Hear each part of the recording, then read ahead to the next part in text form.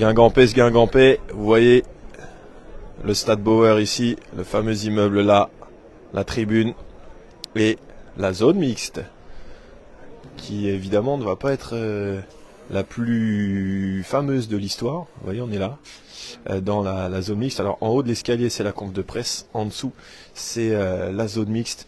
Après cette défaite guingampaise 3-1 cet après-midi au Red Star, Guingamp qui menait 1-0, but de Mendes à la 16e minute de jeu, égalisation sur corner de Kouakba à la 42e, et puis l'effondrement guingampais encore, 88-90, doublé de Kemo Cissé qui était entré en jeu dans le dernier quart d'heure pour les Odoniens qui ont empoché la mise, qui ont gagné 3-1 et qui s'éloignent du coup un petit peu de la zone rouge qui s'était grandement rapprochée après la défaite de la victoire de Martigues hier 1-0 à Laval.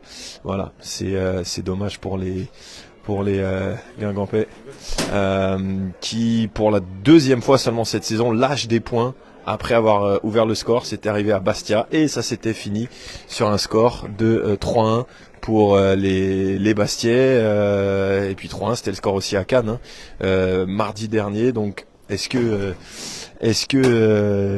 c'est un indicateur? En tout cas, très clairement, Guingamp a freiné le rythme. Guingamp qui avait beaucoup gagné de matchs entre décembre et janvier et qui là est sur une pente un petit peu plus compliquée, 2 victoires sur les 7 derniers matchs, et puis aussi cette équipe de Guingamp qui est sur le tout et rien à la fois. C'est que là on est à 4 défaites sur les 7 derniers matchs pour l'équipe de Sylvain Ripoll. Et puis pire aujourd'hui, c'est ce qu'on disait ces derniers temps, notamment à Grenoble, le résultat n'était pas bon, mais où la prestation était quand même assez intéressante parce qu'il y a eu beaucoup d'occasions. Là, la prestation, elle est moins intéressante. On a eu une première demi-heure où Guingamp a maîtrisé les choses, maîtrisé le tempo, a dicté sa loi. Au milieu et ailleurs, a eu pas mal de situations, a marqué avec Mendes, a eu l'occasion du 2-0 avec une tête de Nahir qui est passée juste à côté. Quelle aurait été l'histoire de ce match si le ballon était passé du bon côté du poteau, on ne sait pas.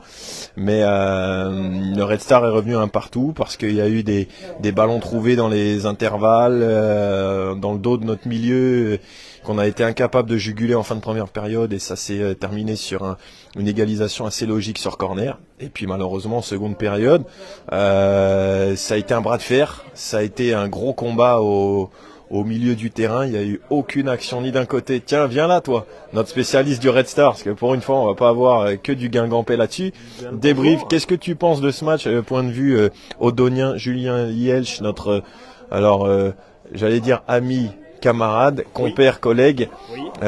Nous, forcément, on pèse parce qu'on en a ras-le-bol de voir Guingamp perdre. Il n'y a pas eu énormément de défaites, mais en ce moment, ça fait un peu beaucoup. Mais vous, quel est votre point de vue sur ce match? On est content. 3 points, c'est bien les 3 points. Ça fait longtemps surtout. Non mais ça fait longtemps ici qu'on n'a pas vu surtout autant de réalisme devant. Parce que Martigues c'est sympa, mais on prend ce but fin de match pour nous qui est bien. De nous faire un petit 3 points, mais là, avoir cette réussite-là dans le coaching, dans la concrétisation dans la surface adverse, même si les 2 derniers buts sont un peu plus raccros qu'autre chose, mais ça valide aussi le boulot qui est fait à domicile avec une volonté à chaque fois de jouer, même si c'est poussif là sur les 30 premières minutes et qu'il peut y avoir 2 ou 3 pour Guingamp. Ça valide aussi une fin de match avec beaucoup plus d'envie, avec un peu plus d'impact, pelouse délicate aussi, et pour une fois on s'embourbe pas nous aussi. Donc là revenir à Bauer avec une pelouse normale aussi, ça change, parce qu'avant c'était un synthétique.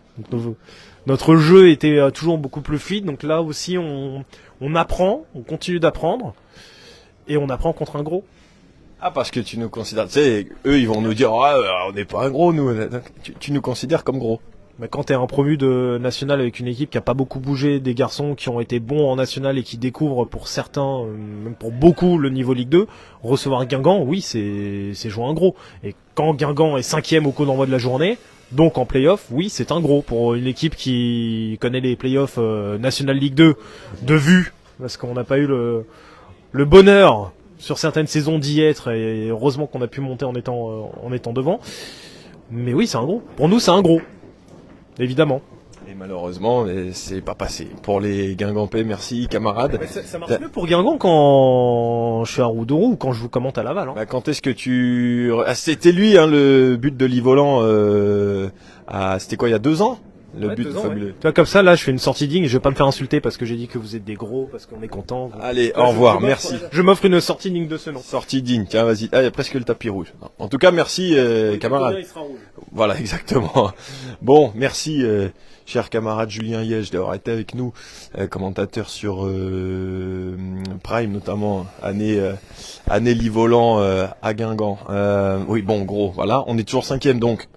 C'est pour ça on vous a mis le classement hier avec une situation qui n'allait pas bouger au pire.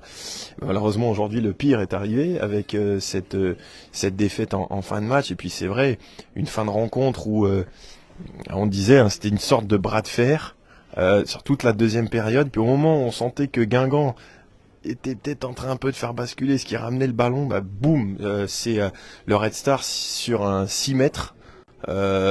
Qui empoche la mise, un ballon vertical tout droit, et puis le troisième but dans le temps additionnel, c'est sur un corner guingampais où malheureusement on laisse des espaces, et puis il y a quelque chose aussi qui est un petit peu symbolique du moment sur les deux autres buts du Red Star, c'est que c'est des buts en deux temps. C'est à chaque fois un arrêt de Basilio et puis le joueur qui s'arrache et qui va le marquer.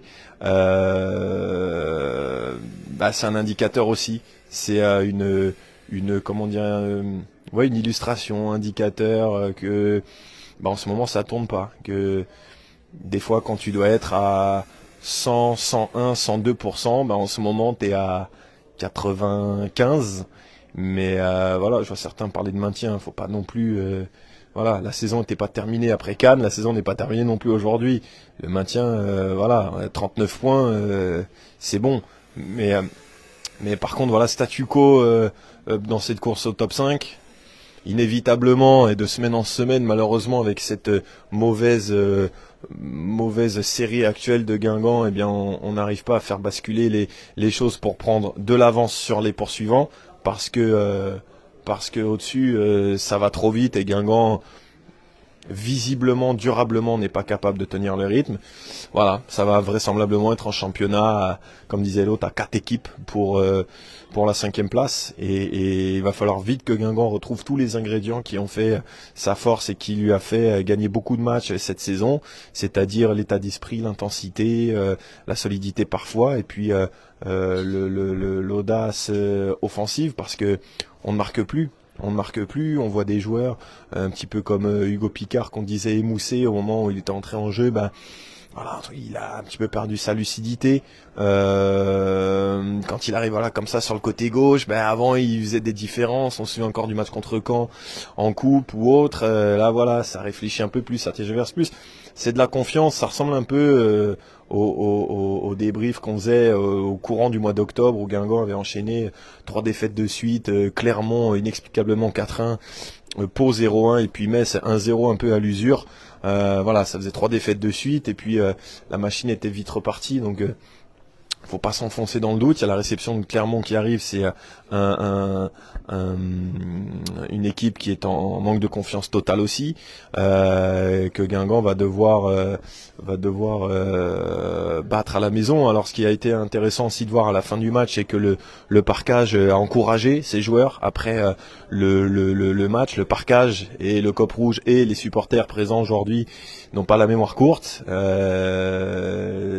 regardent le classement comme nous et ils voient que rien n'est joué, rien n'est fini, rien n'est définitif dans ce classement. Mais c'est vrai que c'est enquiquinant, embêtant, certains diront plus, mais moi je ne me permettrai pas de le dire, de voir les Guingampais se prendre les pieds dans le tapis là, à ce moment de la saison. Après, voilà, on est début mars, il reste 9 matchs maintenant.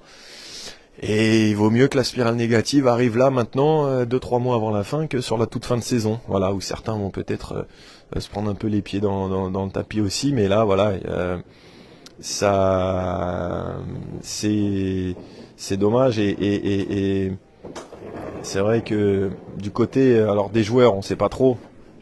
Certains parlaient un petit peu de Ligue 1 à un moment, etc.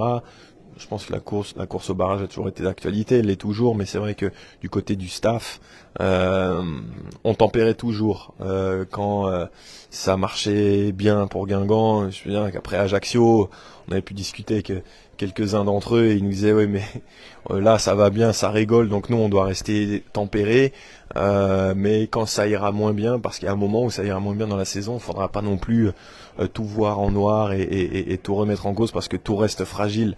Donc c'est voilà quelque chose qu'il faut enregistrer. C'est pas la fin du monde, mais il va falloir effectivement trouver des choses pour que la machine reparte. Alors je vois certains nous disent qu'il faut enlever un tel ou un tel. On a vu que Ripoll n'a pas eu peur de chambouler son 11 par rapport à Cannes, avec notamment ce 4-3-3 avec Louisière, Piri, Sidibé et puis le trio Grieb, Labo et Mendes où ça a bien fonctionné sur la première demi-heure. Mais ça s'est encore éteint et ça fait plusieurs matchs où Grenoble la première période c'est comme ça, il y a un bon départ et ça se tasse alors que ça a bien fini en seconde période. Cannes, les demi-temps se ressemblent, super entame et ça s'effondre. Donc effectivement c'est que collectivement dans la confiance, voilà il y a des manques. Il y a des manques et les moments clés du match ne basculent plus.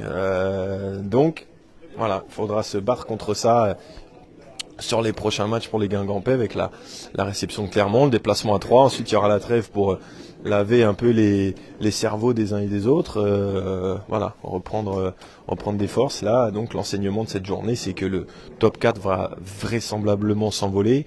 Et que à 5, voilà, ça va être un match avec Laval qui sera bientôt à Roudouro à la fin du mois de mars. Ça va être un match avec Grenoble. On a vu quand même une différence de niveau avec Grenoble la semaine dernière. Annecy aussi, qui sera peut-être le concurrent direct au Guingampais pour le top 5. Mais quel Guingampais, voilà, c'est souvent ça. Faut d'abord regarder devant soi pour avant de regarder les adversaires. Et c'est vrai que là, bon, il y a beaucoup de choses à redire. Une défense qui a encaissé 10 buts sur les 4 derniers matchs. 3 buts contre Metz, 3 buts contre le Red Star, 3 à Cannes, 1 à Grenoble. Pas mal d'occasions concédées aussi. En fin de première période, là, c'était vraiment compliqué. Et heureusement que Basilio a sorti une grosse fin de première période pour pas prendre plus de buts. Donc voilà, c'est quelque chose à revoir aussi. Est-ce que la charnière va rebouger? Est-ce que ça se joue sur les côtés avec Orega à la place de Vallier, avec Marronnier ou Sissoko à droite? Adil, j'oublie souvent Bastia dans la course au barrage. Pourquoi pas Bastia? Mais bon voilà, Bastia effectivement comme Pau, Amiens qui est pas super loin non plus. Alors en fait, je dis surtout Laval, Annecy, Grenoble parce que c'est les équipes qui étaient à un moment dans le top 5, c'est les équipes qui étaient à un moment qui ont montré que elles avaient eu les possibilités de se mêler à cette lutte-là. Bastia part de plus loin, mais effectivement, comme ça avance pas devant, comme ça gâche beaucoup, comme ça perd beaucoup, automatiquement Bastia, pourquoi pas, pourrait faire partie de tout ça, mais bon, à voir. Peut-être que j'aurais tort et vous aurez eu raison, Adil, de me dire ça, mais voilà, ça part un petit peu de plus loin, comme d'autres. On attend d'éventuelles réactions. On a 2-3 joueurs qui sont sortis pour aller voir les familles, parce qu'évidemment ça permet à certains de voir des proches qu'ils ne voient pas souvent ici. Beaucoup sont en région parisienne. Il y a eu livraison de pizza à l'instant dans le vestiaire. Je ne sais pas si c'est pour le Red Star ou pour Guingamp, mais en tout cas c'est vraiment une après-midi compliquée parce que il y a le scénario, il y a le match qui a franchement pas été terrible, le froid, le vent, voilà, c'est la totale ce soir. Pour cet après-midi, pour les supporters de Guingamp, il y en a une petite poignée d'ailleurs à la sortie là du parkage à attendre, à la sortie de la zone mixte à attendre tout ça. Allez-y pour vos commentaires, réactions, les amis évidemment qui ne vont pas être très joyeux après cette défaite 3-1 des Guingampais. On disait un 10e défaite en Ligue 2 pour les Guingampais et c'est la deuxième fois seulement où Guingamp a lâché des points après avoir ouvert le score. Généralement c'était un gage de sécurité, de solidité. Là, maintenant non, dans cette période là, ça ne passe plus pour les pour les Guingampais. Ah, la collation arrive. Un jour, on en aura pour nous des collations. On ne désespère pas. Bonjour. Syl Le Bihan. Moi, je suis désolé, mais on s'ennuie à les regarder. Ah, depuis quelques matchs peut-être, mais sur l'ensemble de la saison, non. Non, on a eu quand même des matchs super sympas, plein de victoires 3-0, 4-1 et autres à domicile. Non. En ce moment, oui, c'est vrai que... Alors, à Grenoble, non. Ou alors, vous dormiez. Cannes, mais là, c'est vrai qu'aujourd'hui, il y a très peu... première demi-heure exclue, c'est vrai qu'il n'y a pas eu grand chose, hélas, hein, mais il y a eu tellement de situations de décalage, des récupérations, des projections qui ont été gâchées par une maladresse technique, mais de tout le monde. Hein. Il n'y a pas eu un pire que les autres, c'était tout le monde. Il y a eu Grieb qui a perdu sa spontanéité après la première demi-heure, Picard sur sa rentrée, Mia qui a pas réussi à assez orienter le jeu à gauche à droite, Sidibé qui n'a pas eu toujours non plus je vais dire les choix les plus spontanés, parfois aussi complètement encerclé par 3-4 joueurs et avec des comment dirais-je, des adversaires qui allaient fort et un arbitre assez permissif parfois. Voilà. Alors je vois Gomis 0 et compagnie. Certains alors Gomis en avait prévenu, plus ou moins prévenu. Lui qui est peut-être le meilleur défenseur sur le papier, hein, intrinsèque de l'effectif de Guingamp, mais qui revient d'une longue blessure. Et souvent on disait cette équipe, en tout cas un joueur, pardon, je regardais ce que ça bouge un petit peu autour, un joueur comme Gomis, un gros gabarit comme ça, c'est même pas moi qui l'explique, c'est plutôt les spécialistes de la physiologie, etc. Un grand gabarit comme ça, quand vous êtes longtemps blessé, il faut du temps pour se remettre en route. Et généralement, c'est pas les 3, 4, 5 premiers matchs qui sont le plus parlant, c'est plus ensuite les semaines qui suivent sont peut-être un peu plus compliquées. Et là, c'est peut-être ça. Moi, il faudrait que je revoie les buts vraiment en détail pour savoir, mais bon, c'est vrai que c'est un petit peu dommage de voir tout ça. Dylan Luizer avec nous après cette rencontre. Hop. Bon, Dylan, malheureusement, ça aurait pu être une semaine magnifique. Il y a qu'un point sur 6 en championnat, une élimination en coupe, et puis un mauvais goût dans la bouche, on imagine. Ouais, carrément. Aujourd'hui, on est très déçus de la semaine. Parce que, comme vous l'avez dit, il y avait une qualification à aller chercher. Et ensuite, on fait qu'un point sur 6 en une semaine. Aujourd'hui, on avait à cœur de venir gagner. Et malheureusement, on n'a pas été bon. On a pris des contres, un coup de pied arrêté encore.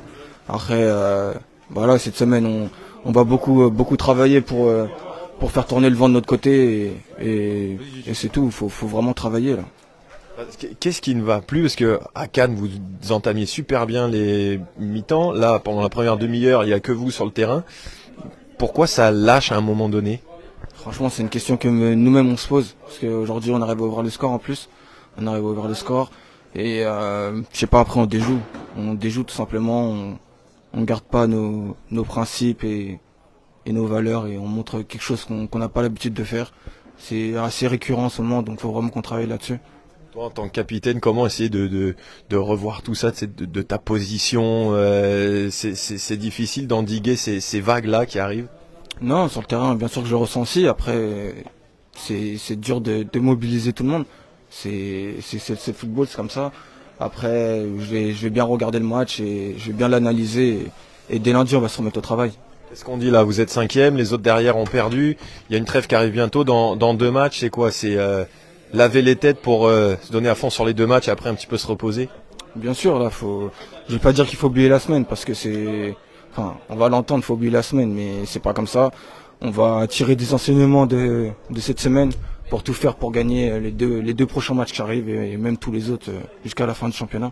Ce qui a été positif à la fin, c'est que le parquage, il vous a pas lâché, voilà, il vous a encouragé parce que voilà, on n'oublie pas, vous êtes toujours 5e du championnat finalement. Ouais, franchement, je le dis haut et fort, merci à eux. Parce que quand on voit tout leur soutien et toute leur détermination qu'ils ont tout au long du match, des dépassements et de la saison à nous soutenir, ça peut vraiment que nous faire du bien et heureusement qu'ils sont là aujourd'hui.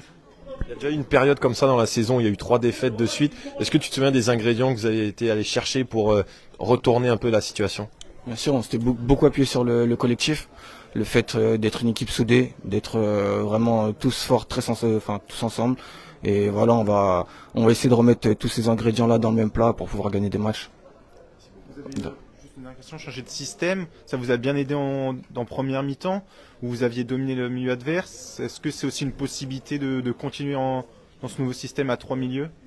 Ah, ça franchement, faut demander au coach, je pense. C'est le coach qui a les clés là-dessus. Je pense qu'il sait ce qu'il a à faire et voilà, nous on est les joueurs, on va sur le terrain pour donner le meilleur de nous-mêmes, pour donner le meilleur envers le club et tous les supporters, et c'est tout, que ce soit le système ou un autre, on s'adapte et on joue tout simplement. Vous aviez joué à 3, c'était à Toulouse, non? À 3. À Toulouse, c'est ça. Nickel, merci. Merci beaucoup. Bon retour, Dylan Louiser, capitaine de Guingamp. Voilà, j'ai chargé pendant 90 minutes quel autre match Guingamp avait joué avec un milieu à 3 comme ça. Ça m'est venu devant le capitaine Dylan Louiser. Hop là. Ouais, les Guingampais qui vont devoir retrouver la clé de ce qui a fait leur force sur beaucoup de matchs cette saison, cette solidarité, cet état d'esprit. Mais là, ce qui est vraiment étonnant, c'est que le début de match, tu te dis, t'es dedans, et pendant une demi-heure, t'es dans les duels, t'avances sur le terrain, on voyait Piri, Sidibé qui allait souvent dans la surface, et tu sais pas pourquoi, patatras en fait. Et c'est le moment là de la saison qui fait que tu es un peu la tête un peu à l'envers. Alors, ça arrive, toutes les équipes en ont. Nous, la dernière fois qu'une mauvaise passe était arrivée, c'était en octobre. Voilà, ça dure, faut pas que ça dure un petit peu trop. Hop. Sylvain, ouais. Merci beaucoup. Hop. Sylvain, bonsoir. Que dire après cette défaite et finalement cette semaine qui fait un peu mal à la tête? Ouais, c'est une semaine qui fait mal à la tête. Après, au-delà de l'élimination en Coupe de France, qu'est-ce qu'elle a été, on va pas revenir dessus. C'est juste hallucinant, impensable qu'on puisse perdre une rencontre comme celle de cet après-midi. Voilà, je parle même pas du Red Star, bravo à eux, c'est pas mon problème, mais voilà, on peut juste pas perdre ce genre de match. Il y a vraiment quelque chose en ce moment là, depuis quelques semaines, qui cloche dans notre jeu, parce que on peut pas avoir autant de maîtrise sur un match à l'extérieur et d'abord se créer un petit peu d'occasion franche, et puis surtout concéder des choses avec le fait que l'adversaire est quasiment pas venu dans notre camp en deuxième mi-temps. Ouais, ça, tu disais récemment que tu t'inquiétais pas trop tant que les occasions étaient là. Là, en seconde période, il y en a quasiment pas eu. Non, alors il y a de la maîtrise avant. La maîtrise, elle est faite pour trouver du déséquilibre dans les 30 derniers mètres. On a trouvé des situations de déséquilibre.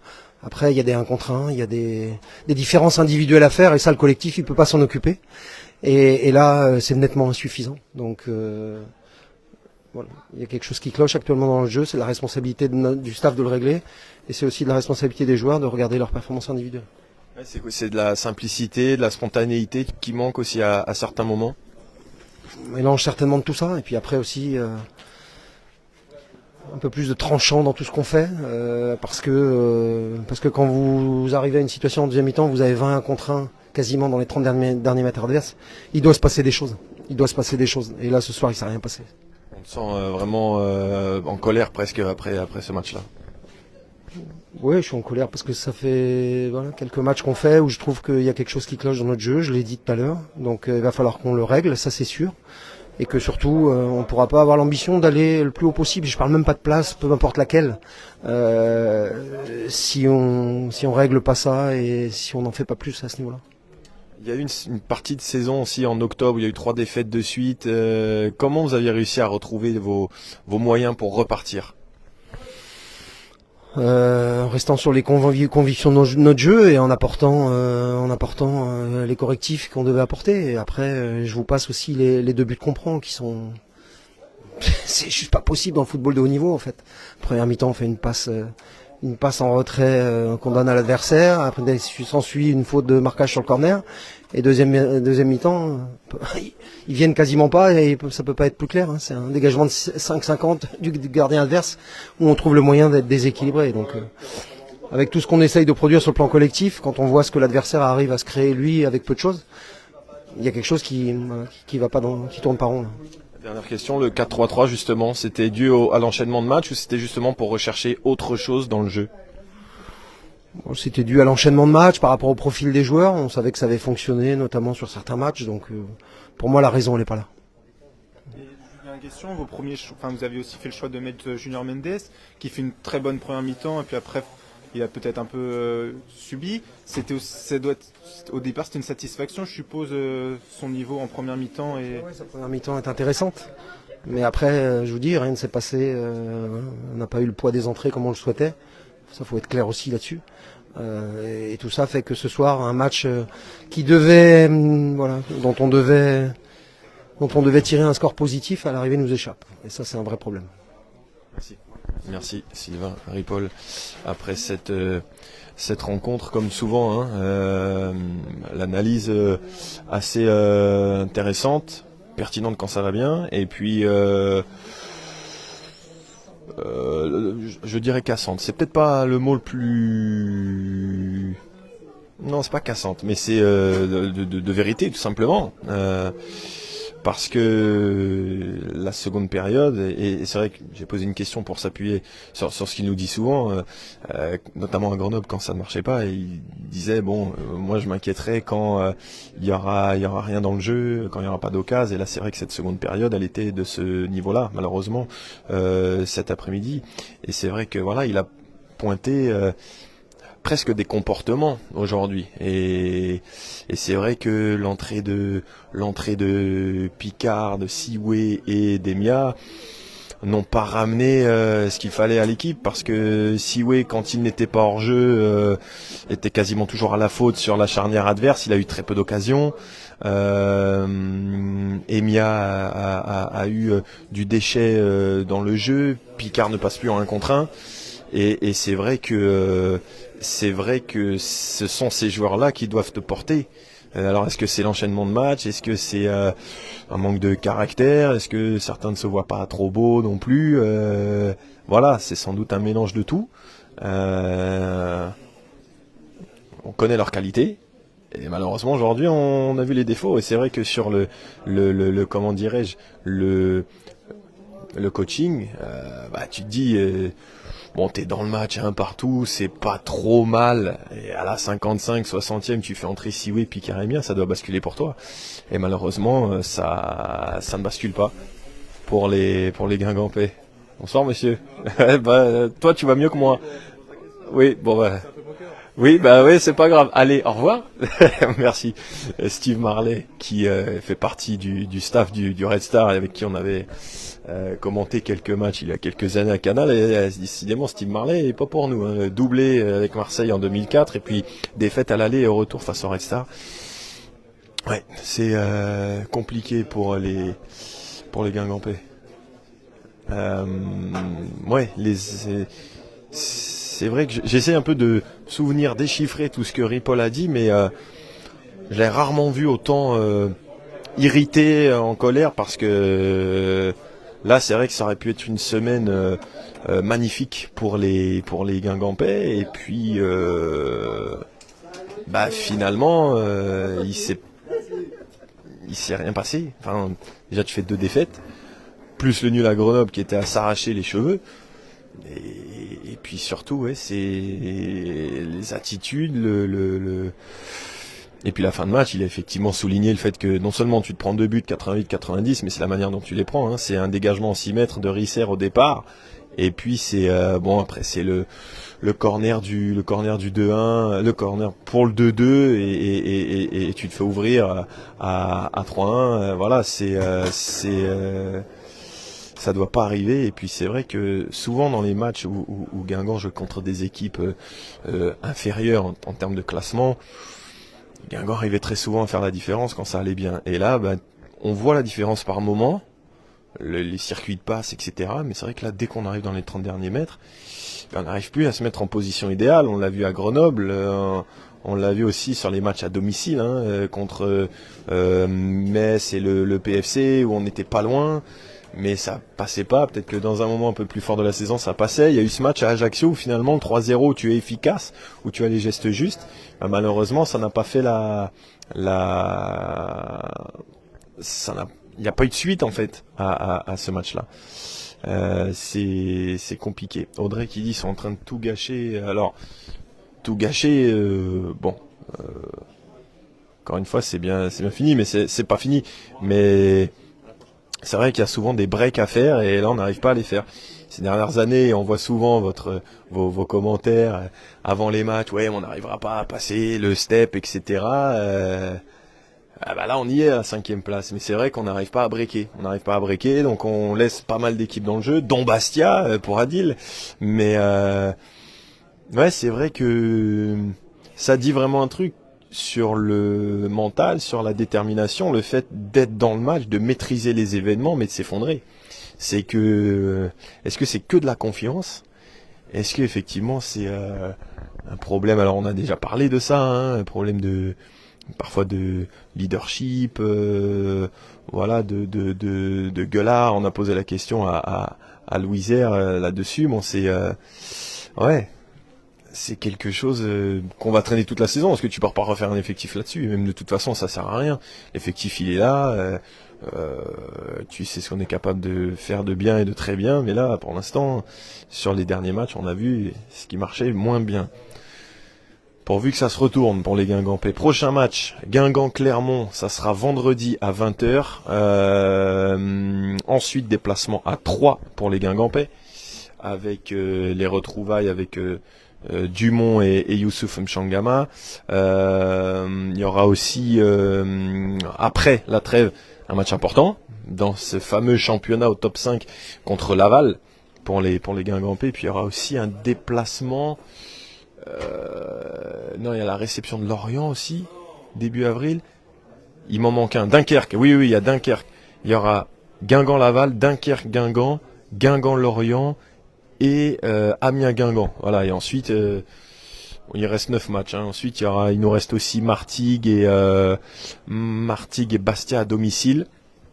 Je crois que Guingamp-Bastia sera le dernier match à domicile et puis on finira par un Pau-Guingamp pour la dernière journée. Pau qui sera peut-être, qui sait, dans la course au top 5 à ce moment-là, mais bon, voilà. Pierre nous dit les 4 premiers sont bien au-dessus dans bien des domaines, après les équipes se valent. Ouais, je trouve quand même, alors c'est évidemment c'est inaudible quand je vous le dis là maintenant à l'instant T après cette semaine-là, je trouve quand même que Guingamp et Annecy, peut-être Laval, sont sur ce qu'on a vu de cette saison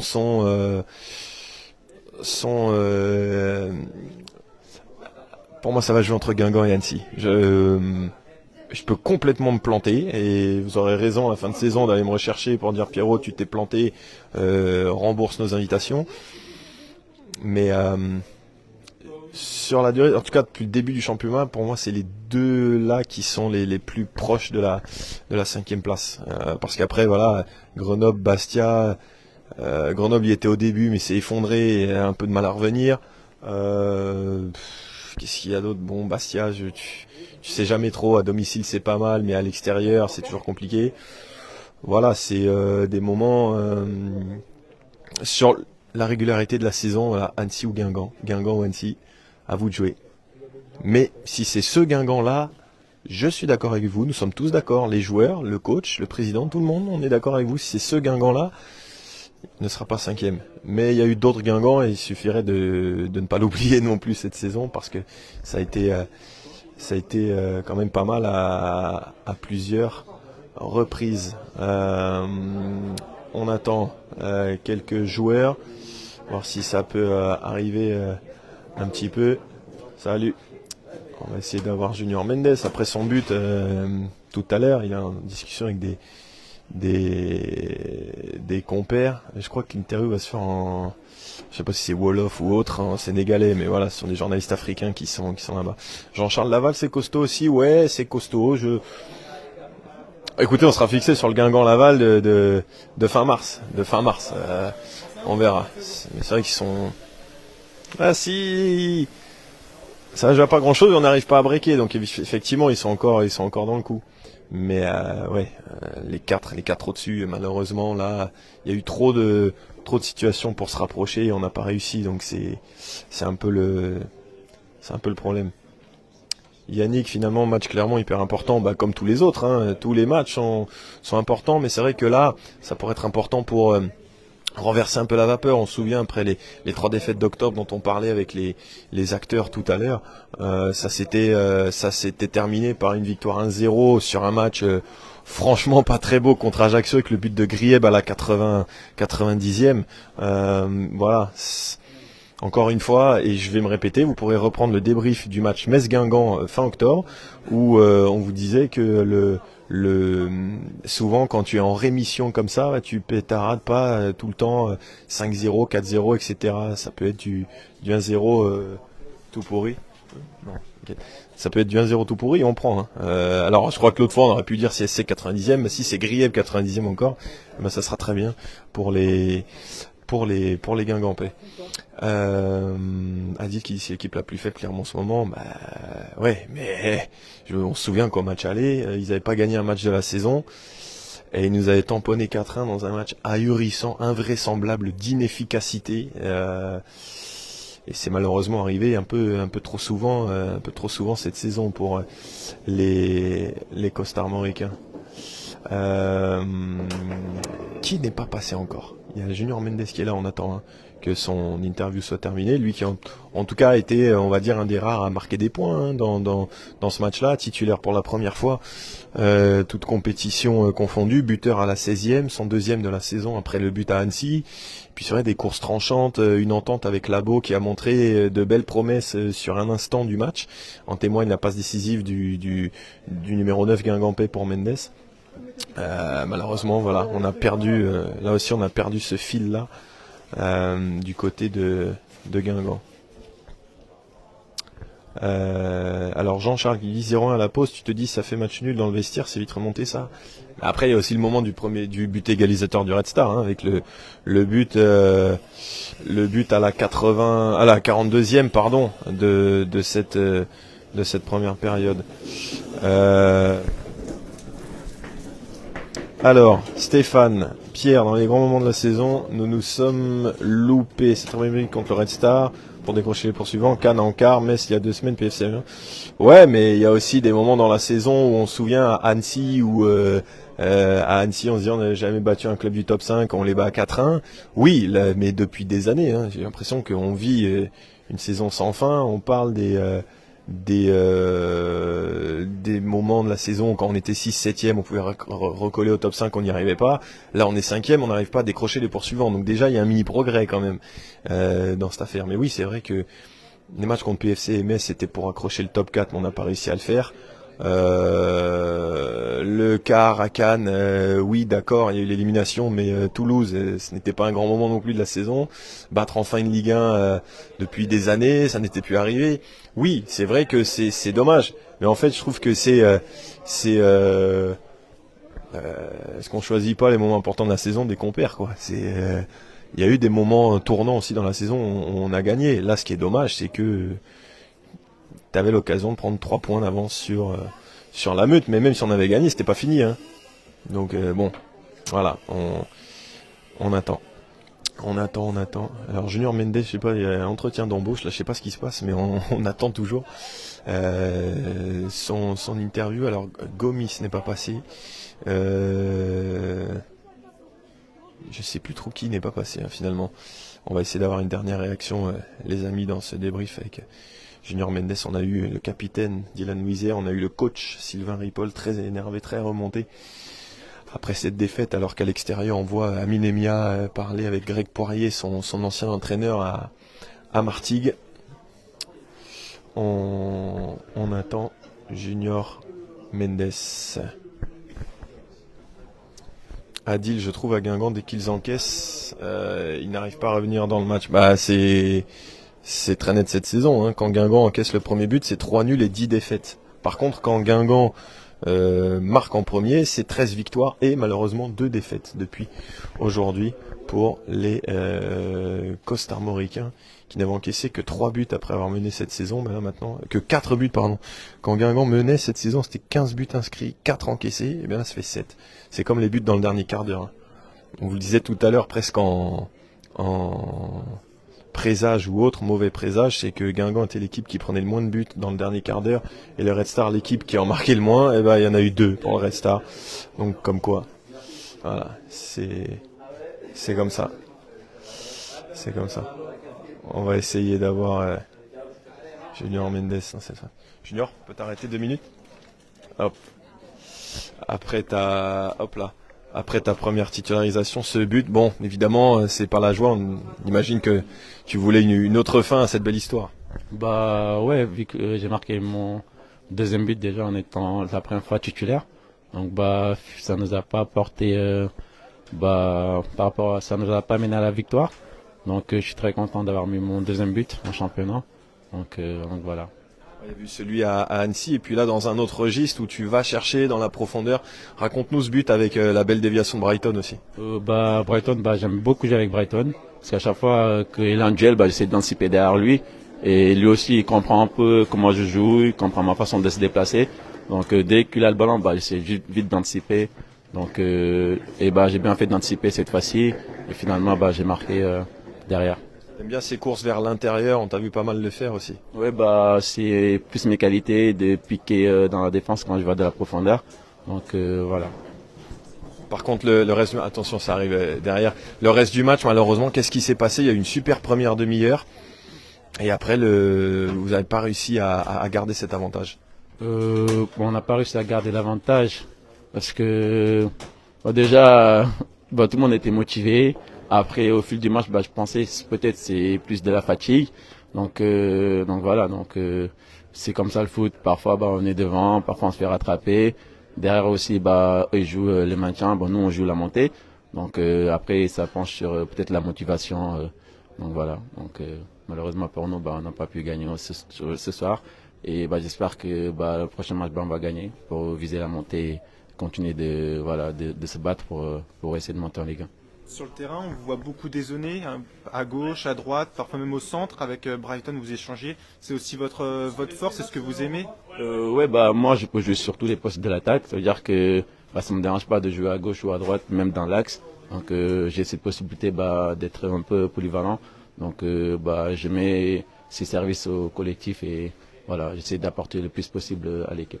Et vous aviez fait des bonnes rentrées en Coupe de France, aussi en championnat. C'était une surprise d'être titulaire ou finalement c'était normal vu votre progression cette saison? C'était plus une surprise. Donc je remercie le coach déjà d'avoir confiance en moi. Donc comme je dis, j'essaie toujours de répondre sur le terrain, le meilleur possible, donner la meilleure version de moi sur le terrain et voilà, continuer de travailler et voilà. Et saisir ma chance à chaque fois que ça se propose. Est-ce que s'il y a une deuxième titularisation, ça sera moins une surprise maintenant? Ça serait toujours une surprise. De toute façon, moi je continue de travailler et c'est le staff qui décide. Donc peu importe, je suis remplaçant titulaire, moi de quoi à chaque fois que je rentre, j'essaie de donner le maximum de moi et voilà. Donc voilà. Merci. Junior. À bientôt. Junior Mendes, auteur de son deuxième but de la saison pour sa première titularisation. Mais c'est vrai que quand il entrait, c'était super impactant. On se souvient à Annecy, il est buteur. Il y a un autre match où il rentre, où il est passeur. Je l'ai plus tout à fait le match en tête. À Caen, il entre et il doit obtenir un péno qui est pas signalé. Enfin, c'est un coup franc qui est signalé alors que la faute est dans la surface. Voilà, c'est intéressant. Ça prend de l'épaisseur du côté de Junior Armando Mendes. Et c'est vrai que quand on voit ces petits copains de l'animation offensive qui sont en train un petit peu de patiner, de balbutier en ce moment, voilà, c'est un petit rayon de soleil et quelqu'un peut-être sur lequel aussi s'appuyer sur les prochaines échéances pour les Guingampais. Les amis, on va s'arrêter là pour ce débrief. Après donc les réactions de Dylan Louiser, Sylvain Ripoll et Junior Armando Mendes. Merci à toutes et à tous. Retour d'en avant-match jeudi prochain, veille de Guingamp-Clermont. Ça sera vendredi à 20h. Gaëtan Pinel aux commandes, peut-être pour nous retourner la saison dans le bon sens.